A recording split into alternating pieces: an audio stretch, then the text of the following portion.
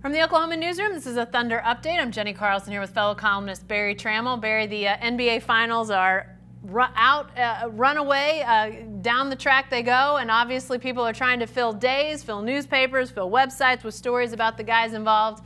Kevin Durant obviously involved with the Warriors and was asked again recently about his decision to leave Oklahoma City for the Warriors.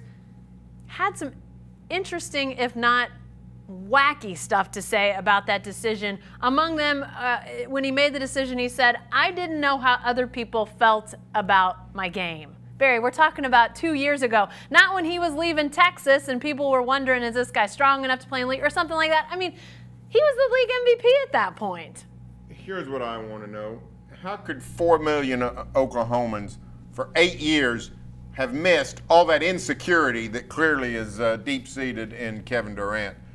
For crying out loud, he's one of the most hailed athletes on the planet, not just in Oklahoma, not just in the NBA, not just in America, in the whole dang planet Earth. It's just gibberish from Durant, talking about validation. He felt validation from his peers when Draymond Green, Steph Curry, Andre Iguodala, Klay Thompson went to the Hamptons and recruited him. Yeah, they wanted you. No kidding. They had one NBA title. They thought, hey, we'll get some more if you join us. Yeah, I don't know what's going on with Durant. This is just nonsense. Sometimes I wonder if he believes the stuff he says or if he's just talking. Sometimes people just talk. He's been saying so many different things, but this validation of his peers, the truth is, Kevin Durant in some ways invalidated himself. He lessened himself in the eyes of his peers not being the guys that get on the Golden State team plane, but his peers as NBA superstars. Do you think Tim Duncan, Kobe Bryant, Karl Malone, LeBron James, do you think they look at Kevin Durant as some sort of elevated status over these last 2 years? I think the answer is no. I think they look at him as, that was sort of a weak move. So, yeah, he's showing all kinds of psychosis with all these different kinds of answers, and we learn something new about him about every month. Well, you talk about, LeBron James, or really any other superstar in the league right now. I can't imagine there are too many current superstars who validation is not a word that any of them would use because of the way that this move skewed the NBA. I mean, right now we're in the middle of the 4th consecutive Warriors-Cavs final, and everybody's just left on the sideline if you're not on one of those two teams. So it seems hard to me that anybody currently looks at that move and says it's validation. Now they may say, hey, it's his career, it's his livelihood, whatever he wants to do. But validation's the wrong word, Barry. It's a terrible word. It's not the least bit close to reality. And you're right.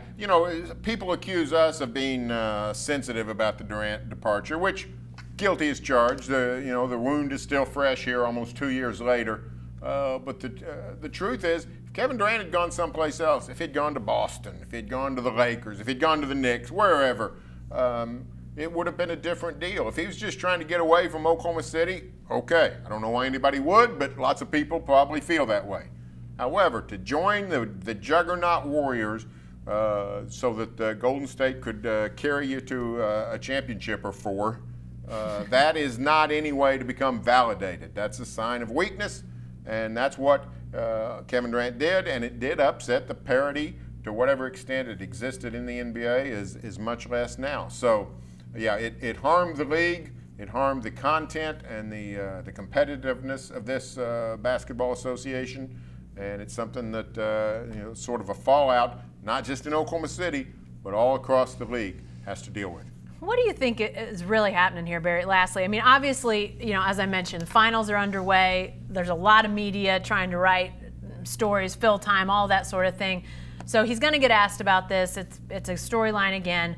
But when he says these things, can you read between any lines? Can you read any tea leaves to try to figure out what he really means? Because he doesn't need validation. He had that MVP trophy. People loved him, obviously, but what's at play here, do you think?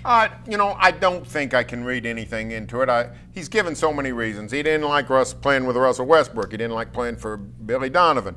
Sam Presti didn't make enough deals for him. He wanted to try something new in his life. He wanted to tour the record shops in Berkeley, California. Got all kinds of different things.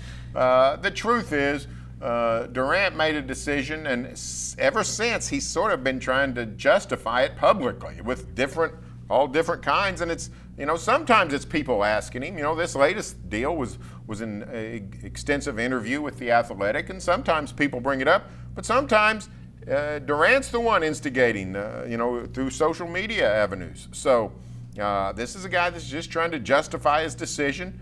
He got a lot more criticism than he thought, not just in Oklahoma, but outside of Oklahoma. That stung him, I think, and he's sort of been in scramble mode to some degree ever since. All right, well, the Warriors, the Cavs, they get back on the court on Wednesday night. There'll be more drama out there, but we'll be talking about the drama involving Durant from probably here to eternity, so be sure to stay with the best coverage team anywhere at newsok.com and every day in the Oklahoman.